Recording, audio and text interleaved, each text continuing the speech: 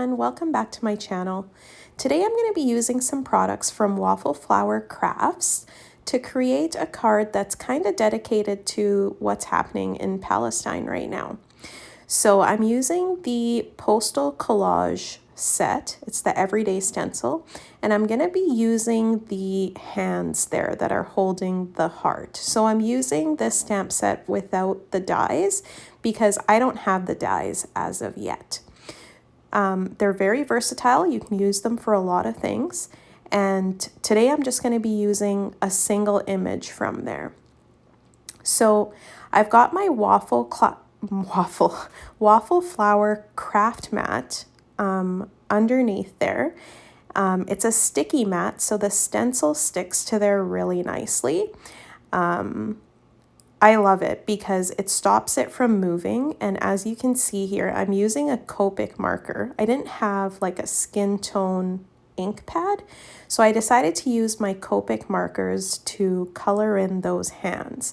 And I'm using the darkest color that I've used so far. So I've already colored 2 of these, and I made one like a really light tone and then a mid-tone, and now this is my darker tone. So I used the stencil, and now I'm just trying to make those lines a little bit more smooth. I'm kind of blending it together so it doesn't look so uneven there. So now I'm taking stencil number 2. The cool thing is that these stencils are all numbered, so you're never going to get lost as to what you need to use next. Like it says the number right in the corner of the stencil there. So I'm taking some Balmy Blue ink, it's Stampin' Up ink, and I'm using a blending brush from Tim Holtz to just kind of blend some blue into there. Now those fingers are a little bit delicate, so you want to hold them down as you're adding that blue color to the stencil there. Otherwise you're going to bend the fingers and that'll ruin the stencil. So now we're moving on to the 3rd stencil, which is the heart. And for the heart, I'm using, again, the Palestine colors, green, black, and red. So I've already done green and red, and for the last one, I had to do black. So I've brought in my Honeybee Stamps blending brush. I love it because it's small and it's easy to do those little areas. When you have a really big blending brush, it's hard. After you're done with the stencil, the easiest way to clean up that stencil is with a baby wipe if you have that. I have 2 kids, so I have a lot of baby wipes in my house. So now what I'm doing is just taking that marker and filling in any gaps that I had there. I'm using a scalloped edge rectangle die to cut those out, and as you can see, I have all 3 of them there now. And I'm gonna use this like pine kind of embossing folder for my background. So I went and I ran that through my embossing machine, and that's what those 3 postage stamps are gonna go on. I really liked the effect of the scalloped border there because it really did look like a postal stamp. So now I'm just taking my embossed white piece and giving it a black border.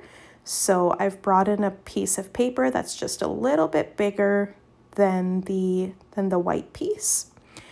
And now I'm going to take that entire black piece and glue it onto a white card base. And that's just a standard A2 5.5 by 4.25 card base. I really like horizontal cards, so I decided to go that way. Plus those images are kind of big, and so you want them to be horizontal. So now I have my Waffle Flower Collage stamp set, and it's really cool. You can kind of make it look like a postcard if you wanted to. There's lots of really cute images in there, but I'm just using the 50-cent stamp, and I put the same amount on all of the stamps just so that they look like they're the same stamp, just colored differently. So now I'm just going to arrange those how I want them onto my card. I decided to go with the black in the middle. The red and the green next to each other didn't look great, so I put the black one in the middle. So now I'm just adding some dimensionals or foam squares onto there. And I'm gonna align those onto the card, making sure I'm doing the end pieces first so that I know exactly how much space I need in the middle.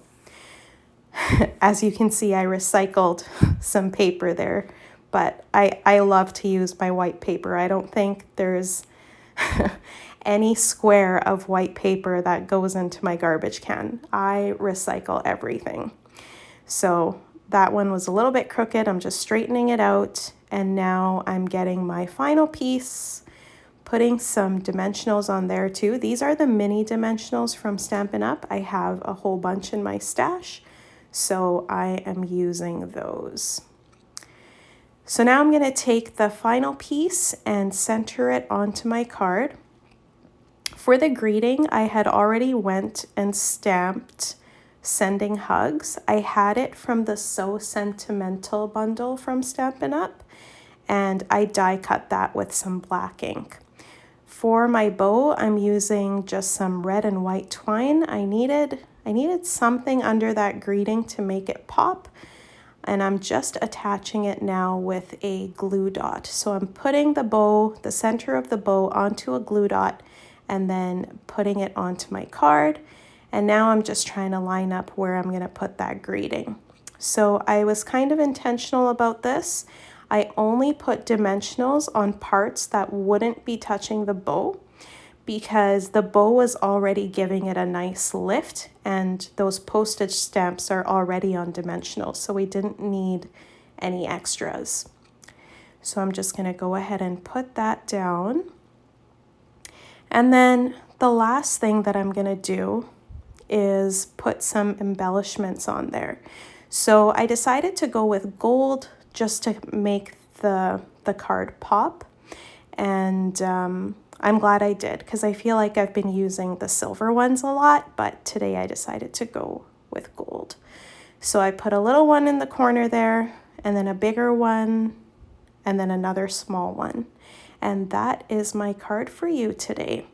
So I am affiliated with Waffle Flower Crafts, and if you like this, I will link the products below. I do make a small commission off of them.